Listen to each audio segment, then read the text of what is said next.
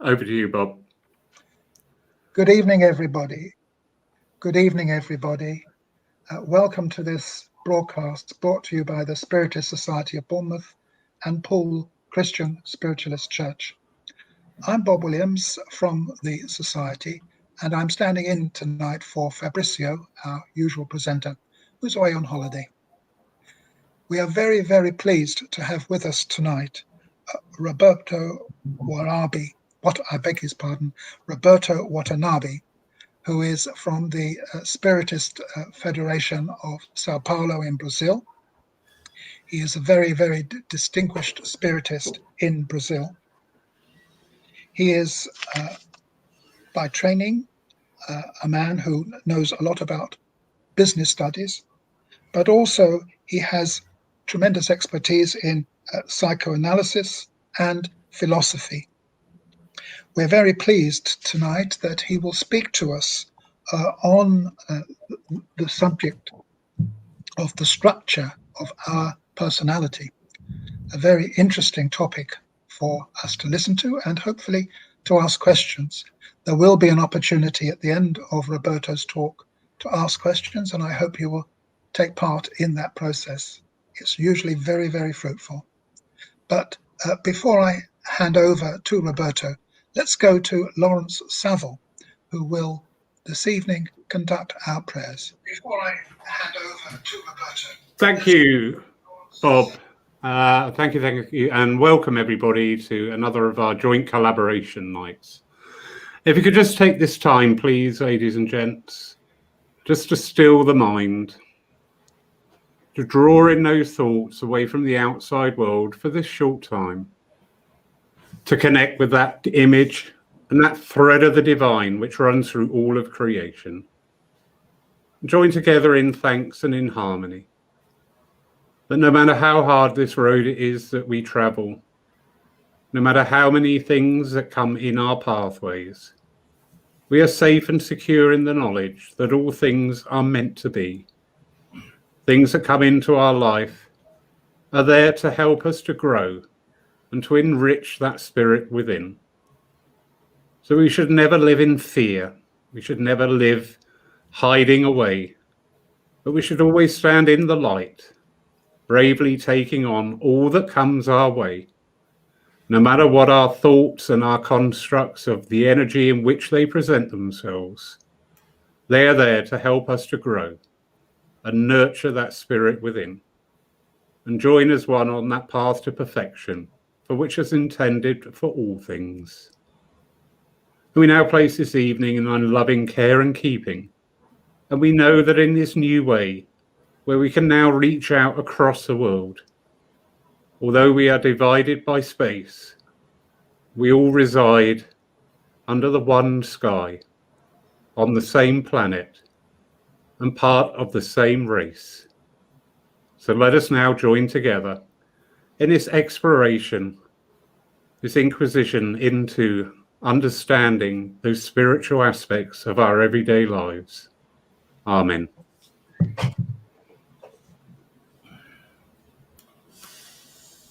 Amen. Thank you very much, Lawrence. It's now my great pleasure to hand over to Roberto. Over to you, Roberto. Thank you, Bobby. Thank you, Larry. Hello, everybody. I'm glad to be here with you for the first time, our colleagues from Bournemouth. And you have this wonderful program about Joanna de Angelis. And I would thank for Fabrizio to invite me to talk a little bit about her and about Carl Gustav Jung, who was the psychiatrist that developed this analytical psychology, and upon whom Joanna de Angelis based on her development of Spiritist psychology. So let's share my presentation here.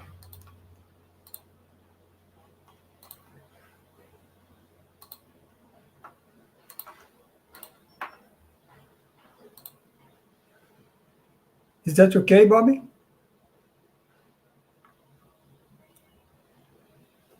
Can you see the presentation? Hello? Absolutely perfect, Roberto. Okay, Yeah. thank you. Yeah, that is exactly what you need to do this presentation, sir. Okay, thank you, Larry. No worries. Okay, so the topic of our speech today is the structure of our personality, or the structure of our psyche. So in the left, we have Carl Gustav Jung, and on the right, Joanna de Angelis, a spirit. So Jung was born, he was born in Switzerland in 1875 and passed away on 1961. So he was a psychiatrist, and by the beginning of the 20th century, he met Sigmund Freud, the founder of psychoanalysis, and he shared some friendship during 7 or 8 years, very fruitful, sharing their ideas or with each other. But then after that, they split away and went through different ways, because Jung developed some new ideas that Freud could not accept.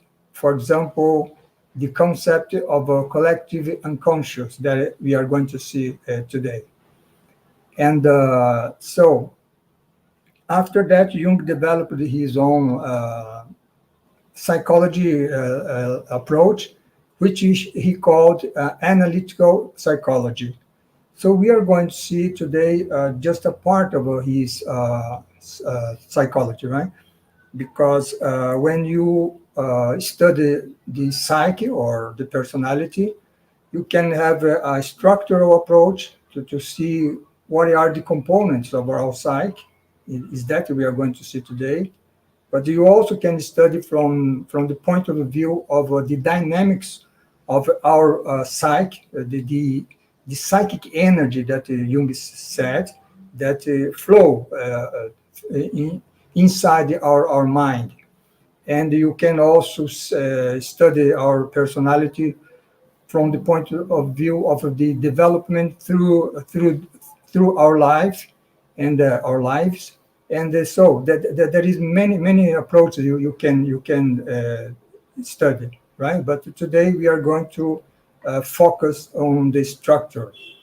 And Jung understood that our psyche or our personality, we have a structure which is our psyche is composed of 3 parts for Jung. The first part is the consciousness.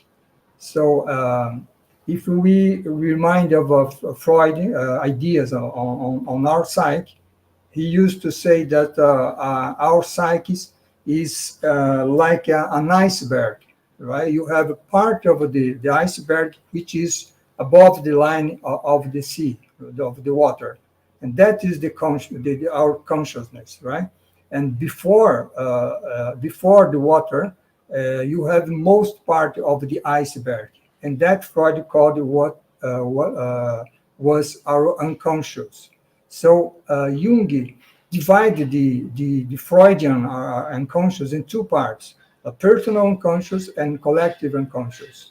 So the consciousness is that part which is above the water and in the sea, from the iceberg image, is the part where now, for example, is the part that is activated now, right? When we think, we feel, we doubt, we ask, so we decide. So in general, when we are awake, so the consciousness is functioning in us, and so it is the known part of the mind. We know this part because we are conscious of that, right?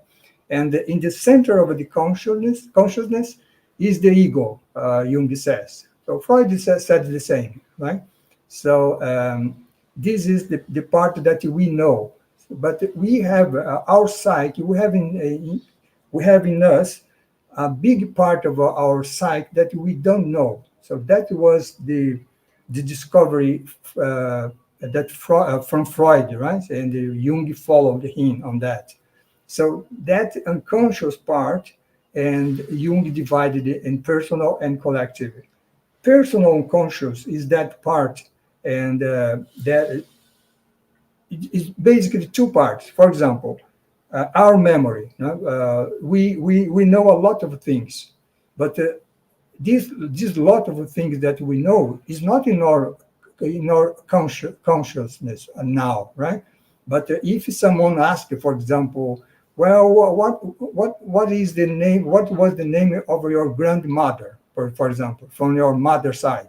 So then you immediately you remind the name, right? So this is in the personal conscious. So it's related to the memory.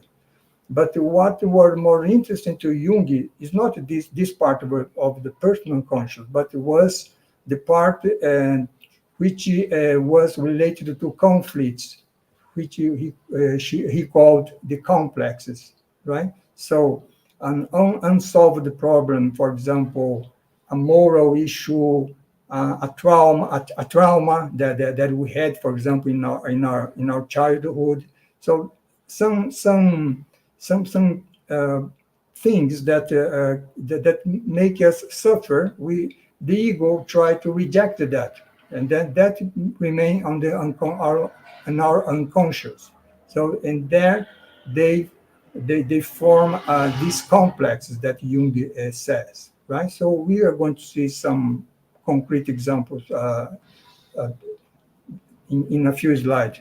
So this is the personal unconscious, he said. And the personal unconscious is related to our present existence, right? So it's something that is there in our mind and that we experienced it since we were born until today. And but Jung said that we had another part of our unconscious that is not personal, is not that something that we experienced it, but is something that we inherited from the species, from the human species. So this is what he called the collective unconscious. He says that it is the reservoir of images inherited from the ancestral past. So something that is related to our phylogenetic side of our life, right? And not the ontogenetic. Ontogenetic is everything that happened since we were born. Phylogenetic, I don't know exactly the pronunciation, is something that is related to the human species. So since the past times, right? So prehistoric times. So in the collective unconscious, through that, Jung can explain, for example, the fear of snakes, for example, or fear from the dark, right? Because since the prehistoric times, we have experience as humanity with snakes, for example, or from with the darkness, right? For example, let's imagine on the prehistoric times we are walking in the night, and then we are attacked, for example, for an animal or for another person. So that's from that situation we developed this fear from dark, right? So and then we have it still today. And what is interesting, Jung says, is that, for example, even a person who was born in a big city like São Paulo or like London, for example, right? If he find a snake, if someday he find a snake in front of him, he will feel this fear, because so it's not something that he experienced, but it's something that he brings with him. So this is what Jung says about the collective unconscious. just here we have an image. If you imagine the psyche as a circle, we can imagine this first line as in the analogy of the iceberg. Let's say that the first line is the line of water, right? So above the water we have the consciousness, and there we have the ego. And then above the water in the sea, the rest of the iceberg, and which is the biggest part, we have first the personal unconscious, which is closer to the line of the water, right? But deep in the water, we have the collective unconscious, which is something that we inherited from our species, right? So this is the concept that Jung developed regarding our psyche. And what he says that in the center of this unconscious part, we have the self. So we have the ego, which is now, for example, we are awake, we are thinking, we are paying attention, we are watching. So here is the ego functioning, but we have also the self, which is there in our unconscious. We are going to see the ego is the same concept that we have in Spiritism. And when we talk about self, we are going to see with Joanna de Angelis that the self is the spirit, right? So that is the difference that we can advance now. So ego, we have our ego, and then in the Spiritism we have that issue that when we are our psyche, we have our psyche not only to know about ourselves, but to relate to the other people, right? So, and in this relationship, we tend to concentrate in ourselves more than caring about the others, and that is what in the Spiritism we say the concept of selfishness, right? So this is a pride, for example, vanity. So all these kind of emotions are related to this selfishness, which is a problem, right? Because in the book, in the Spiritist book, on question 913, Kardec asked for the spirit, right? To the spirits of all devices, which may we regard as the root, and they answered, we have already told you many times, selfishness. So all evil derives from it. Study all devices and you will see that selfishness is at the bottom of them all. So this is a question that we can raise from this structure that Jung presented us. And Joanna de Angelis says the same, right, in this book, In Search of Truth. She says that the ego disguises itself in personalism, which leads to the individual to the domination of others in the face of the difficulty of doing so in relation to himself. So that is very interesting, even in Jung's concept, because we have our psyche, we have our personality, but we are social person, right? So we live with others.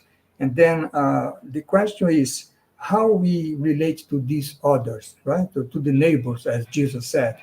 And how do we care for them, or do we try to dominate them?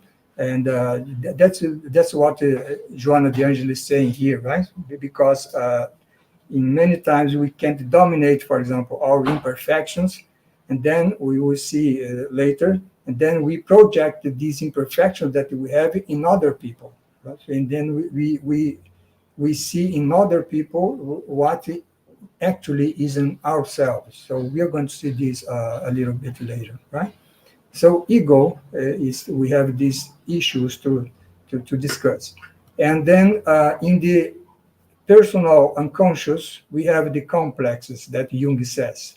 The complexes is something that is in our mind, which is unconscious to us, and the complex because they are a kind of a center of emotions related to some situation that we experienced in the past, a trauma, for example, right? So when in the relationship with the other people, some of these complexes are activated, then we feel the emotions are related to that. So that's what Joana De Angeli is saying here. And she is mentioning here two kind of complexes, inferiority and superiority. And she says that in this case, lots of people struggle themselves, right, with these complexes. And they have their origin in the conduct maintained in previous lives. So now she's introducing the issue of a reincarnation, right? Some previous life. That they applied these conducts in an ignominious way. So if we have, for example, the inferiority complex, we have a behavior with the others in a way that we are rude, she says, ungrateful, demanding, being pleased to humiliate the servants and auxiliaries, and remaining dominant, inaccessible. Because what she's saying here is something that Jung discovered also in his studies and his research, right? Because he treated lots of patients and developed his theory based on this practice. When we have an inferiority complex that, as we said, is something that is unconscious. So if I have an inferiority complex, it means that unconsciously I feel inferior to others, even in intelligence or moral or whatever, right? And then Jung said that we have there is a kind of a compensating behavior. If we feel inferior inside unconsciously, we try to we compensate by showing the opposite in our behavior. So that's why Joana is mentioning here that the people feel pleased to humiliate the servants and auxiliaries, right? So it seems that the person have a superiority complex, but it's the opposite, right? And then we have the opposite situation, the superiority complex that Joana says here, that when you have that, people do not even allow healthy coexistence in the family and social circle in which they live, and not concealing the inner conflict that annoy them. So now also, if you have this superiority complex, we try to behave in an abnormal way with other people. So complexes are related to problems, right? The mental, psychical problem that we may have. And then going to the collective unconscious, Jung says that in the collective unconscious, we have these archetypes. And archetypes means primordial image. So what Jung says is that when we are born, we bring already together some archetypes in our psyche. For example, the archetype of a god, of hero, old sage, demon, mother. And for example, Jung says that when the baby is born, he brings together already a virtual form, let's put it that way, of a mother. So it's like an empty form, right? There is no content there. Then when the baby is born, and then he sees his mother taking care of him, then that empty form is filled with the image, with the real image of the actual image of his mother, right? So this is the meaning of the archetype. So that happens with all the other archetypes: God, hero, demon, sage, and whatever. But what Jung pointed out is that there are four main archetypes that we bring together when since we were born. First is persona. Second is anima and animals. persona means mask, right? The mask. Anima means, we'll see, the anima, it means the soul. Animus means the spirit, but in this case, anima, animus is related to gender, right? Male or female. Then we have the shadow and the self. These are the four main archetypes that we all bring it since we were born, right? So we are going to study now each one of them. What is persona, for example? No, before that, we are going to make some comments about reincarnation, because Jung says that these are archetypes, which is in our collective unconscious, we inherited from our ancestrals. Genetically, we inherited, right? So for Spiritism, it doesn't happen that way, right? So these archetypes that we bring from the past, we Spiritists say that is because of the reincarnation, right? So we bring from our past lives all these archetypes, right? So it means that we experience that not in this present existence, but in past existence. So we all experience it personally. It's not something that is collective, right? So that's what Spiritism says. And Kardec, for example, in the book, Spiritist book, he asked the spirits in question 166, does the soul live in many corporeal existences? And then they answered, yes, we all live in many lives, and those who say otherwise wish to keep you in the ignorance in which they themselves dwell. So reincarnation, right? So from there we have all these memories that we have, even on personal level or collective level.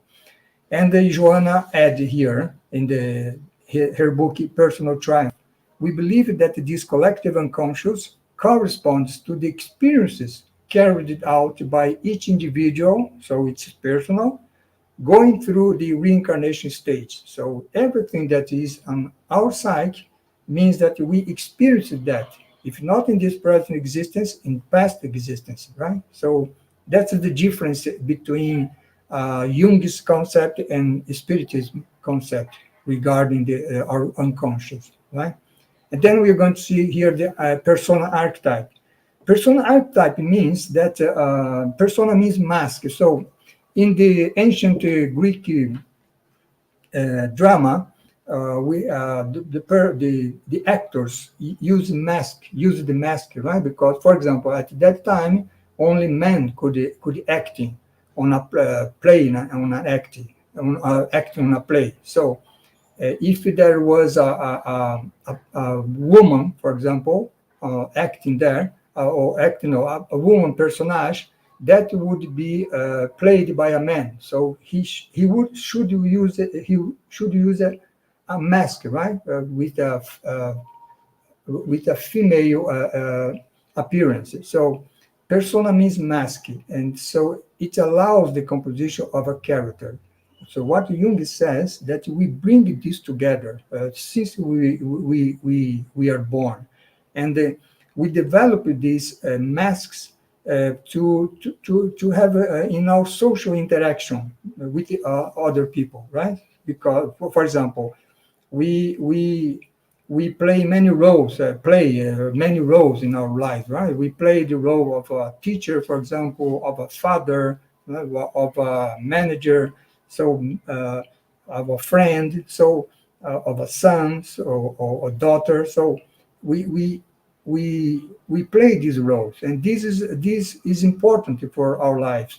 The problem is that when we identify ourselves with these masks, then the problem arises, right?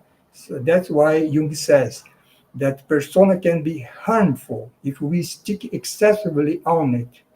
An example, if you, for example, we all say, for example, that Jesus is our guide and model. And then we develop a persona trying to follow this guiding model. But imagine that a person identify with this model, this guide, and then he starts to believe that he is as perfect as Jesus, and we are not, right? We still are well behind Jesus, and then this is identifying with the persona, and this raises a problem because these people we start to showing something that he's not, right? So this is what Jung is saying here. The other, and then we can see an example of a persona on the Gospel, right? On where Jesus says, "Woe to you, scribes and Pharisees, because you are like the white sepulchres, which outwardly appear to be beautiful." So the mask, right? The persona. But within are full of a dead man's bones and of all filthiness. So we try to appear to be good for the others, and the inside we are full of imperfection, of bad thoughts, for example, right? And so he says, so you also outwardly indeed appear to be just. So you appear to be just, but inwardly you are full of iniquity or hypocrisy, right? So this Jesus already mentioned it there about the persona. We can see here. Joanna says the same, right? So she says that in the kaleidoscope of human behavior, there is a great concern to seem more than to be, right? Giving rise to mirror men, those who reflect the fads, impositions, and opinions of others, as they don't have their own identity, right? And they become what pleases the people with whom they live. We can reminded that the movie from Woody Allen, right? Zelig, a person who in every situation he adapted himself, or he acted like the people there would like him to act, right? So he don't have his own identity. So that is a problem of persona. The next archetype is anima and animals. Here we have what is the anima for Jung? Anima is the feminine side of the male mind. It means that and animals is the male side of the female mind. So what Jung is saying here, and the figure we can see that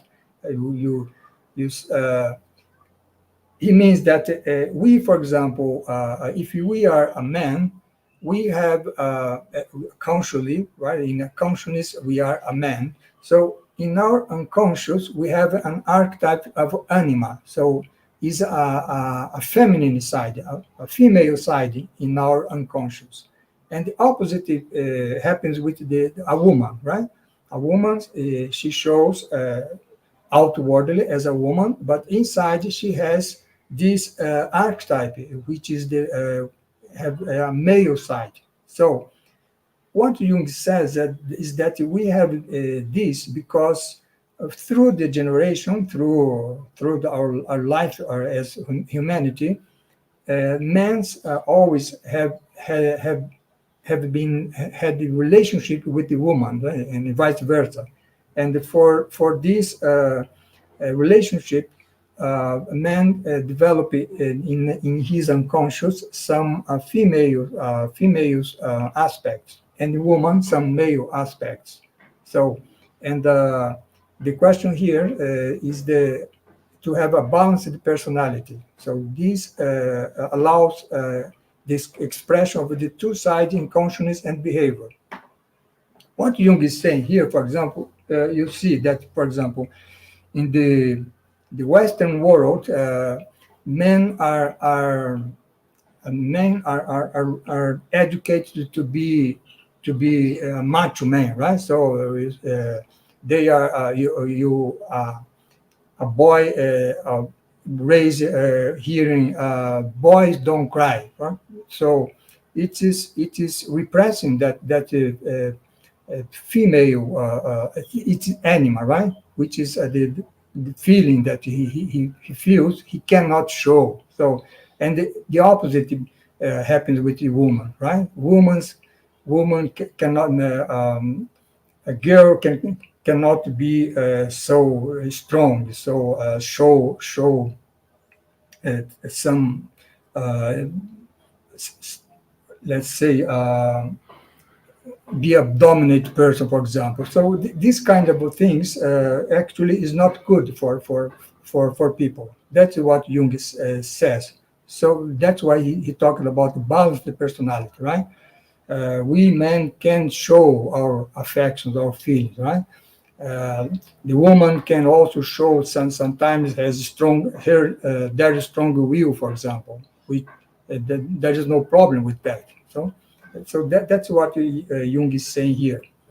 And then it's where Jung says that the anima in animals is raised through the humanity, and the relationship between man and woman. Spiritism says differently, right? Because Spiritism says that we are spirits, and as spirits, we have already reincarnated as men and as women.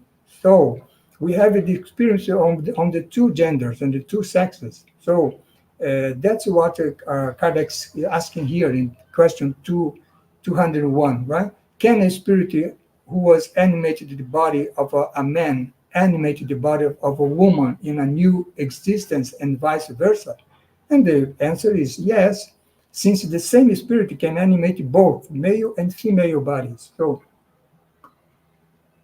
from there we can understand that the animal side and inside we men comes from our experience and in some past reincarnation as women. So, and the opposite with the women, right?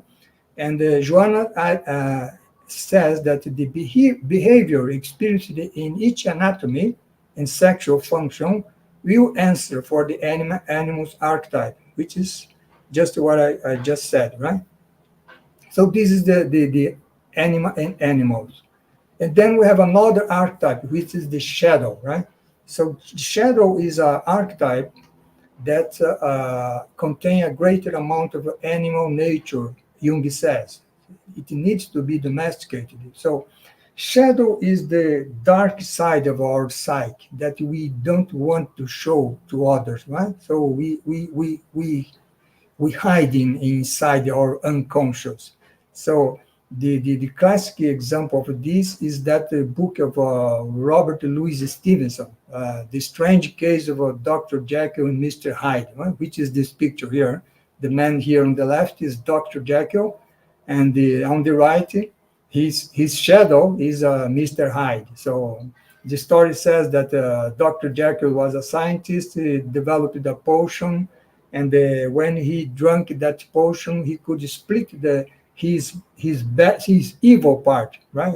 The evil part of him, and then so that the good part is Dr. Jekyll and the evil part is Mr. Hyde. And the problem is that so during the day, Mr. Jekyll was a scientist, right? Had his activities as a scientist, but at night he became Mr. Hyde. He transformed to Mr. Hyde, and then problems that this evil side get out of control of Dr. Jekyll and starts to commit murder, for example, right? So then he ended up killing Mr. Hyde, which means killing himself, right? Because it's the same person, right? And then that's the tragic story here. But you see that the Mr. Hyde in this example is all our imperfections, defects, vices that we try to hide from the other. That's why Mr. Hyde, right? We try to hide from others, and we repress it in our conscience. And that is a problem, because that's imperfection. Then we show only our good parts to others, but we are not that, right? Because we spiritists, for example, we say that we live in a world of trial and expiation. So in this world, evil still predominates over good. So everybody knows that we all know that we have our good part and our, let's say, imperfect part, and we could accept everything, right? Problems happen when we try to repress our evil part, our imperfection. So that's what Jung already realized through his research and treatment of his patients, right? So that's why he's saying here, the shadow is a source of motivation, creativity, strong emotion, and deep intuition. And when the ego and shadow are in harmony, the person feels full of life and energy. So it means that when we repress or something that we understand in us that are evil, we are repressing also all our motivation, creativity, and strong emotion. That is also is a problem, because then we leave part of our real life, right? So this is what he's saying here. And shadow is related to passions, right? Because the strong emotions, he says, animal nature, related to animal nature. And then Kardec in Genesis chapter 3, he commented here, right, that the exercise of the passions in the early stages of existence is a necessity for the conservation of the species and individual. So there is some point in our life as humanity that passions is something good, because it's something that make us going forward, right? But coming out of this period, the spirit finds itself in moral needs when reason arises in our conscience. When reason arrives, passion is not something that is useful anymore. So we need to control our passion, right, by our reason. So that's what Kardec is saying here. But it's not that we needed to repress our passion, right? But control, to accept and to integrate in ourselves and to control. And Joanna says the same, right? The shadow can be analyzed as an inheritance of the unfortunate acts that the spirit would like to forget, but which proceed in a mechanism of a punishment. So that was repressed is still there, and they try to go right to the consciousness. So we cannot avoid that for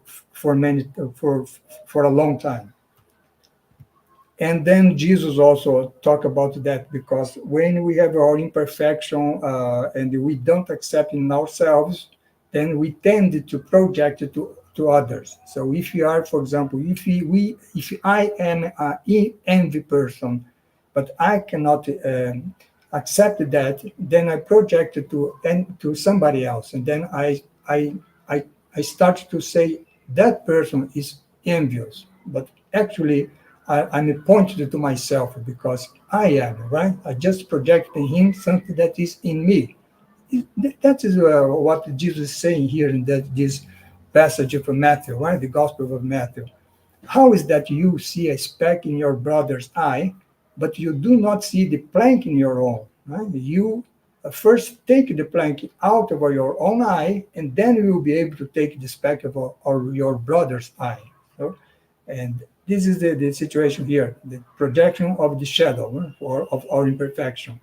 And then Joanna says, the unconscious repression of personality conflicts leads the ego to project them in other individuals. But it can be fought by honest acceptance of oneself. So an integrated person is a person that accepts what is good in him, but what is imperfect in him also.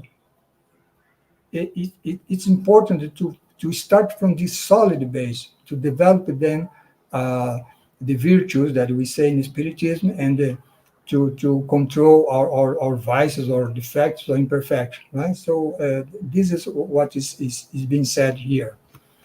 So let's see the last archetype, which is the self.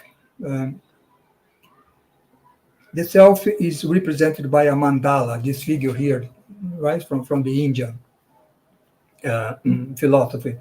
And the self means the center of our psyche. So it is the main archetype, Jung says. because it harmonizes all the others, and it unites personality, give us a sense of firmness. It's related to the process of individuation. So individuation, divide, right? A person who represses his shadow, for example, is a divided person, because he tried to show only his good side, and they try to hide his evil side. So he's divided. So when he accepting the let's say the evil part of him, then he become a whole person. Individuation means that, right? And the self is the archetype that urge us to do that, right? To become a whole person. And it depends on the cooperation of the ego, because the self is unconscious. So ego, with all the defects they may have, it's necessary, right? Because through the ego, we become conscious of all our unconscious part, be it shadow, anima, right, persona, or even self. And the self provides self-realization, peace with oneself and with the world. So self is a very important archetype. And we can see with Joanna, she said here in the Personal Triumph, that it's the self in its totalitarian representation is the immortal spirit, heir to himself. So self is the spirit. So it's like we say, right? We are now reincarnated as Roberto, Bobby, Larry, but these are the ego, right? The persona, something that we represent in this present life. But we are more than that, right? We are all spirits, although each one with its own individuality. We are a spirit, which is going through many lives, right? So, and the spirit is the self, is this important center of our being. No? And Kardec says in the Spiritist book, human beings possess a soul or a spirit, a divine spark that endows them with a moral sense and an intellectual reach that the animals do not possess. It is the principal being, pre-existence to and surviving the body, preserving their individuality. So this is the spirit and this is the self. So here we can see what Jung calls self is what the Spiritism calls spirit, right? And then Joanna says in Reflecting the Soul, if the ego is the center of the consciousness, the self is the center of the total psyche. Right? And then she said that what is the development of ourselves is we developing our ego, and at the point where we reach ourself, and then let's say they merge together, and then you don't have ego or self separated. You have just the spirit itself, right? The self, the self there in the sight. So we can imagine, for example, Jesus, for example, in him, ego and self was totally integrated, right? So, and but to reach that point, we have a longer way to go, right? So Jonas says that step by step, the attributes of personality, which is the ego, are developed, expanding the contents of individuality, which is the self, and improving the latent aptitudes that are the germ of divine presence in us all. Right? So here we have a vision of Leon Denis in The Problem for Life and Destiny. So I think I'm going to go faster. And he says that in every human soul, there are two spheres of action and expression. There are one sphere which is exterior, so it's turned outward, right? And exterior to the other, one exterior to the other, which is the me, manifests the personality with its passion, weaknesses, and insufficiencies. So the me is the ego, right? So the ego is he's turned outward for the world, right? And the other is interior, profound, immutable, he says, right? It's at the same time the city of consciousness, the source of the spiritual life, and the temple of God in us, which is the self in Jungi, the Jungi words, and the spirit is the spirit in our world as a spiritist, right? So this is another approach here from Denis. And here's just an image, right, of the psyche. You have the outer world and inner world. So outside, inside. So outside, there is the ego, and the ego relates to other people, to the outer world, through the persona, through the mask, right? To the many roles that we play in our lives. Right? The play of a teacher, of a father, of a manager, of a subordinate, and so and etc. And then going inside us, we have the self in the center of our unconscious, and we have other archetypes, right? Which is the shadow, the animals, and that deeper in our internal world. So this is something that through that we can understand, right? Our psyche, according to Jung, right? So let's go to a final consideration. So what we can learn from all these, right? From Jung's ideas, from Kardec, and from Jonah de Angelis. What we can learn from all that is that we have a main lesson in our lives, right? Which is to know ourselves, right? That is the main lesson that we can take from all this presentation. And that's what Kardec in question, I didn't put the number here, but it's question 919 on the Spiritist book. When Kardec asked, what is the most effective means for improving ourselves in this life and for resisting the draw of evil? And then the Spirit answered, a sage of antiquity, which is Socrates, the philosopher, has told you, know thyself, right? So the important thing is to know ourselves, which means, which we have our imperfections, don't try to repress and project to others, right? But try to accept it. Well, I am an imperfect person. I have a good things, but I also have some not so good things, right? So accepting this, we stop projecting others, and then stopping projecting others, we stop the conflict, for example, right? Because if a person is if we say up to other person, you are envious, for example, that is starting a conflict. And Joanna says the same, right? It is indispensable to acquire knowledge of oneself, because the organic impulses provide for the immediacy of pleasure. Attraction to the outside world leads to innumerable emotional imbalances. So lots of problems we have, right? When we don't accept our shadow, we repress our anima, for example. So if I am a man, I don't accept to show my feelings, for example. Well, that's the beginning of the problems, right? If I don't recognize the self that I am, or the spirit that I am, and if I don't see the corrective value of the persona, which is not something that you should be showing to everybody, something that I'm not, but just a means of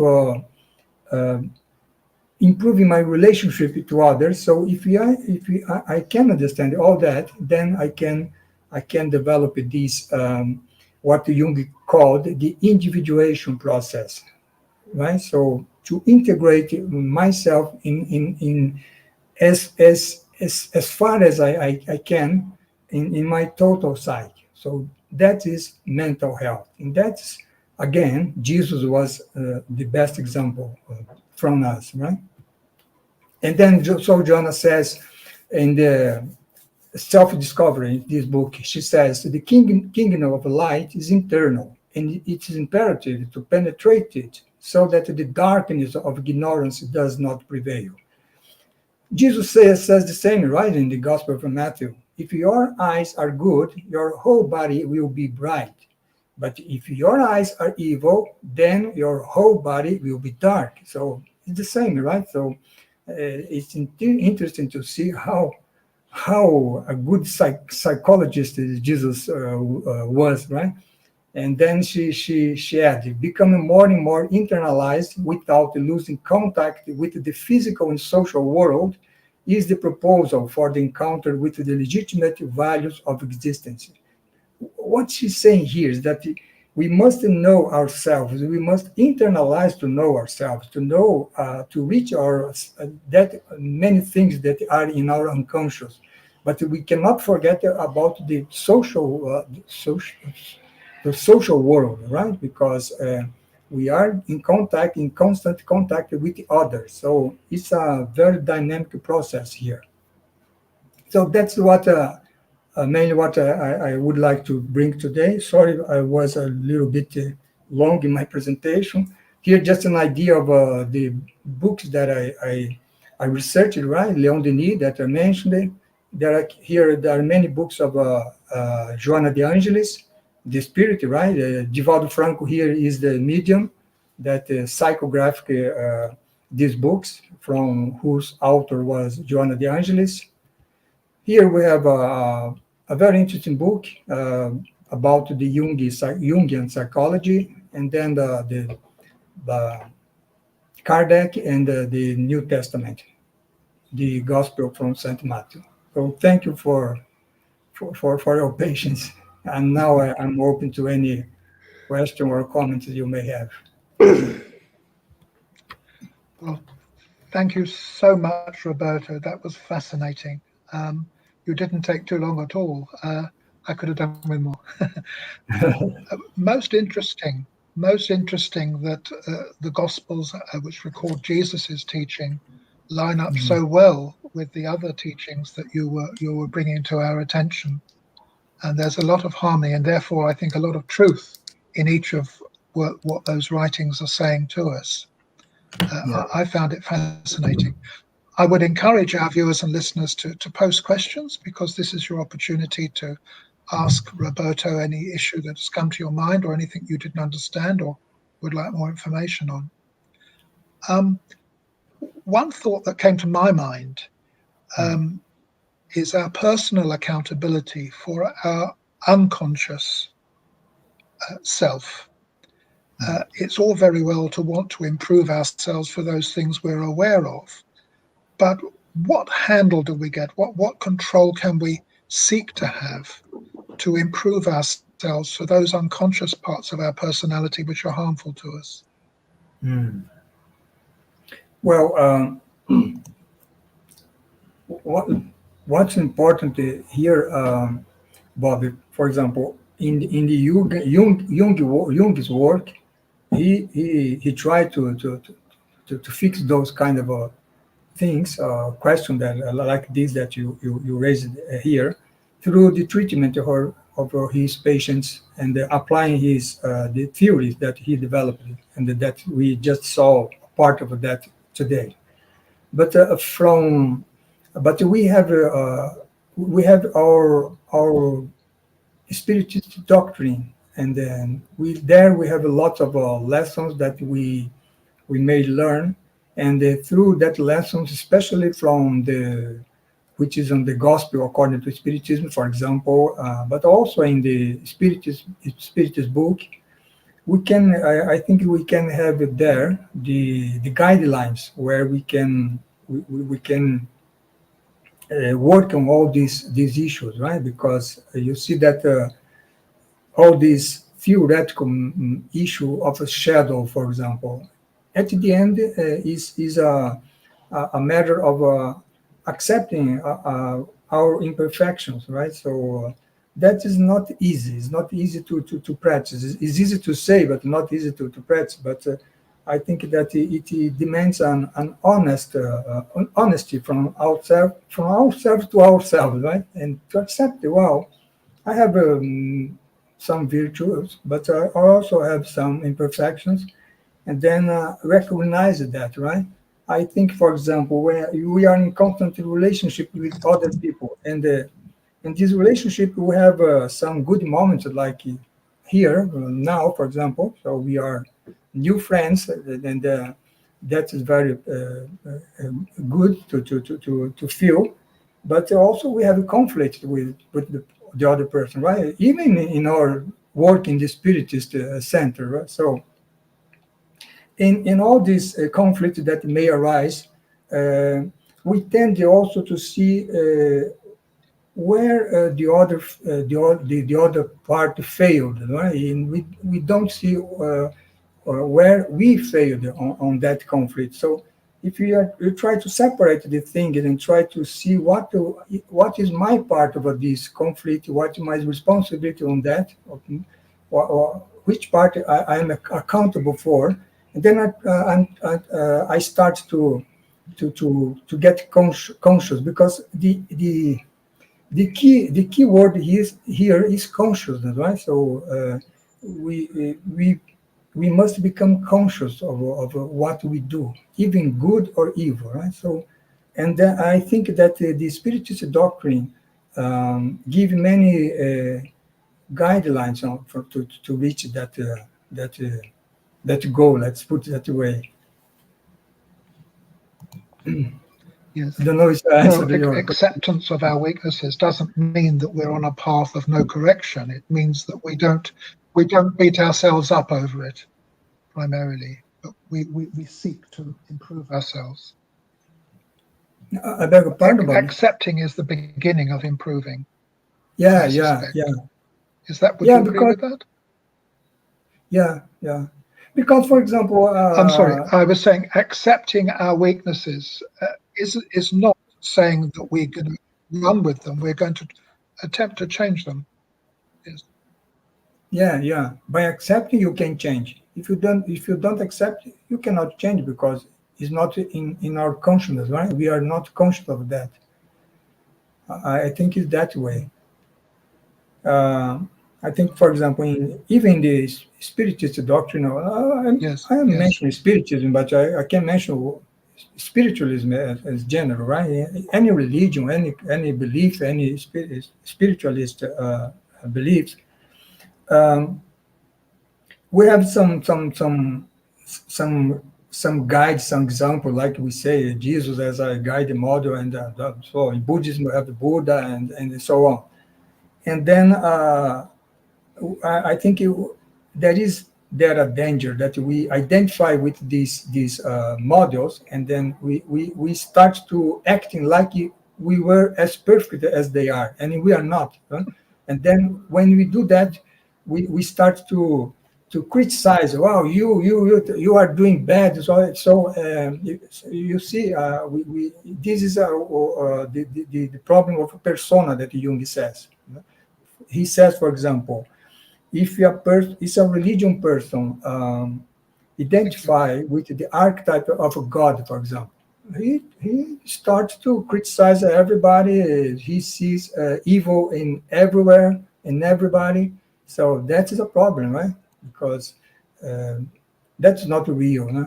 And that is this kind of I would say that it is kind of a danger in ourselves, right? So I think that's why Jesus and Spiritism talks a lot about the humility, no? Humility, for example.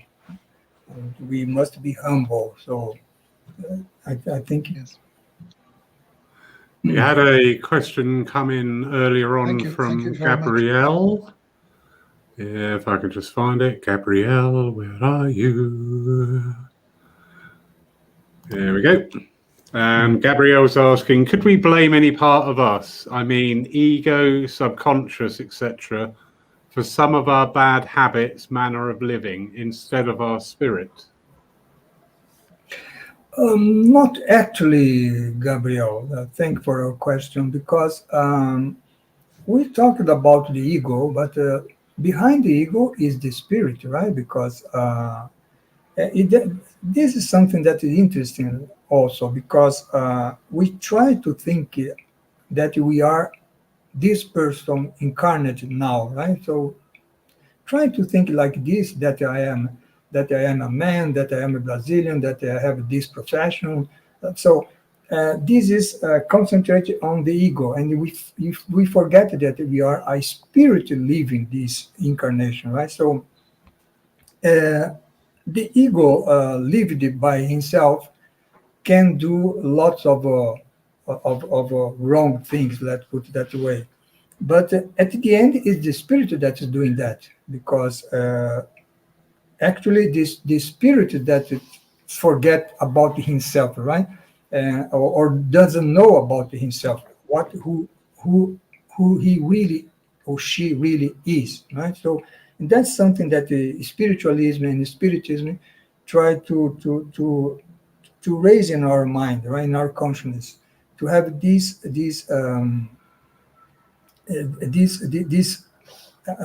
realize this, right? This reality that we are spirit living some personal experience in this present body, for example. But if we start from that point of view, then we can understand, for example, when Kardec on the Gospel according to Spiritism, and I think chapter 1 or 2, I don't remember very well, he talks about the point of view, right? When you have a point of view of this present life, also suffering is hard to face, right? But if we face from the future point of view, or as a spirit, problem suffering diminish a lot the impact it has on us. So it's a kind of let's say a mindset that we the correct mindset that we should have, and I think spiritism brings that to us. So Very true. yeah. So Yeah, ego, but- excuse me. No, So carry ego, on. ego, subconscious, they cannot be blamed for that, right? At the end, I would say nobody can be blamed for that. The ego, subconscious, or even the spirit, because as I mentioned that during the presentation, we are still in a world of a trial and expiation. So we still are, as a spirit, we are imperfect. So it's just, let's say, it's natural that we have a lot of mistakes, right? So in that mistakes, we are going to learn through our lives, and not only this, but many lives. We are going to learn what is the correct way, right? To think. Yes. I think. Indeed. And I think with that statement there as well, it does highlight a very common route of thinking. Could we blame? So when we blame something, we absolve ourselves of the responsibility because it's that fault. It's not my fault, it's that fault. Yeah. But part of this growth is we've got to accept that actually, yes, that came from me. I now recognize it, that this could be done better, put better, rectified, not repeated. So instead of apportioning the responsibility to something else, we're taking on our own personal responsibility, which is one of the tenets of spiritualism, that, you know, we come here to learn. And all right, we all make mistakes. Nobody is, but if you're perfect, what are you doing here? We all make mistakes. But the thing is to understand where the error is and to rectify and to grow from that. So yeah, that's really interesting, Gabrielle. The lovely Elsa, beg your pardon, Elsie. God, you kill me. Elsa Rossi. Opa, Elsa. Elsa, yes. Quite sure why take so complicated to understand our own personality. I think maybe, correct me if I'm wrong, Elsa, what you're saying there is, do you remember your circle about the conscious and then the collective unconscious and the personal unconscious? I think is maybe applying to that precept of saying, you know, why is there so much going on? Why can't we just be simple? You know, why can't we be like a cat? As long as I've got food in the lap, happy days. Maybe because we are complicated. at least it was what Jung realized, right? So Jung, as a psychiatrist, he worked in a hospital in Zurich. He lived much of his life in Zurich. And he had many patients, psychotic patients, schizophrenia, for example, and then after that he had his patient on this clinic, right? So with all these experiences, he researched on the depths of our conscious, our psyche, right? So and then I think that from the complexities that he found there made him develop his analytical psychology, but it's a little complicated, I think, because we are still a little bit complicated, but that's not going to keep it that way forever, right? So as we grow, as we understand ourselves more, and then that will change for sure. Indeed. Another question here from Sue Townsend.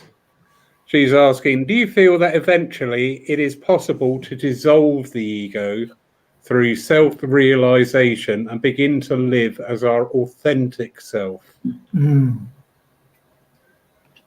Not exactly dissolve, Sue, because the ego, let's say, it will remain. You have the ego and you have the self, and the problem at the present time is that most of us, our ego is disconnected from ourself. So we through our development process, we should first build a bridge between the ego and the self, and then they get closer and closer, and until the point that they are integrated. And so it's not that the ego is dissolved, but the ego, let's say, amplify its reach, and then at a point where he integrates itself with the self. So I could put that ways, right? So it's not dissolved, because if we dissolve the ego, it means that in some point we would become unconscious of everything. We cannot do that, right? So that's why ego is important in this process. The point is not to put the ego below the consciousness, but to bring what is unconscious to the consciousness. So in that matter, ego is very important. So I could answer in that way. I don't know. Yeah, no, that makes sense. So to say then that to bring the ego in line with the rational thought and the consciousness of things, rather than letting the ego being the driving force, that was a lovely explanation about ego and personas. I absolutely love that, because we're working on archetypes at the moment in a circle, and that made so much sense, that the ego is a part of us, but do we, we've got many parts to us. We've all got anger as part of us. We've all got love as part of us. We've all got all sorts of but if we let any of those reign superior, then we're losing that balance side to things, and something is dominating the rest of our personalities. Yeah. So the ego is very important in the process, and Jung acknowledged that. Because, for example, he used to like I said, he used in the beginning of his career, he used to treat schizophrenic patient, for example, in the hospital in Zurich. And what is a schizophrenic person, a psychotic person?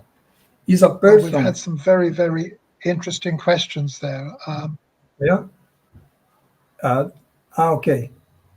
So just to complement, so a psychotic person is a person who is totally controlled by the unconscious. So the ego is controlled by the unconscious, the archetypes or complex or whatever. So that's what Jung realized. So ego is very important. Yeah, that's fascinating. Absolutely fascinating. There's no more questions coming in at the moment. Bob, do you know who we have on the next evening, or?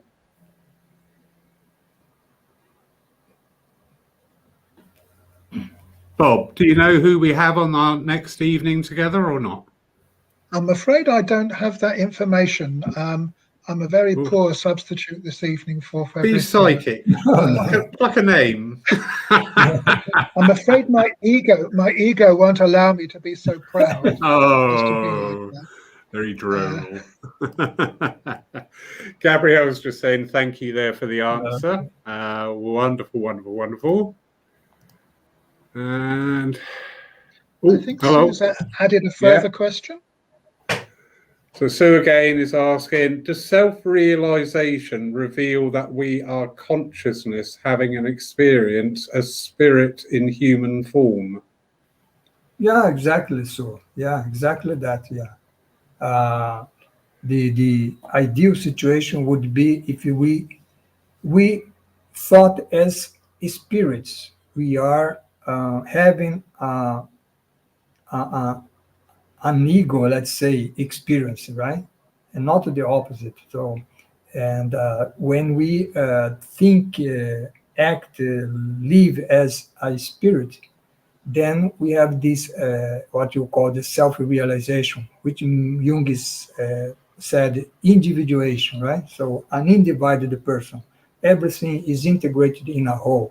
So that is living as a spirit. Like Jesus is the better example, right? We have also Socrates, we have Buddha, we have another example, right? Francis of Assisi, many other examples from people who were self-realized, and there they lived as a spirit and not as persons, right? Incarnated persons. You are right. Yeah. Yeah, it's quite a profound moment when that starts to come into the conscious area of our understanding. That we are spirit having this human experience. Yeah, because living as a spirit means, for example, you have we have in our mind that we have the infinity in front of us. So I can now have 90 years closer to pass away. Doesn't matter. I have the infinite in front of me. Then when I passed away, I just go to another kind of a living, right, on the spiritual world, and there I still keep studying, working, doing a lot of things, and then I return here again, and then we just have the infinity in front of us. If we think that way, everything changes, right? So the suffering, the problems, the tribulation that we have, all these, like Emmanuel Spirit says, everything goes, right? Everything goes because we are immortal. So that make a big difference. Very true, and it's us being able to. It's this physical persona that we are at this time, trying to comprehend or to grasp infinity, eternity. Yeah. It's how our human mind just struggles, absolutely struggles with it. There is a very famous picture from Carl Sagan and it's called The Pale Blue Dot, and it's a picture of the Earth. I'm just seeing if I can get it up to share on the screen. There it is. And I love this picture because it helps me to at least start trying to understand infinity. And we go to it, bear with me, here. Have we got it? Not yet. No? Why is that not happening? Anyway, there's a picture of the Earth taken from one of the Voyager ships. And in this immense blue screen, there is this teeny tiny infinitesimal little dot. And that is the Earth. The picture of the Earth taken from hundreds of thousands of miles away. And it just puts things in perspective, you know, that we are, and in that tiny dot is everything that we know.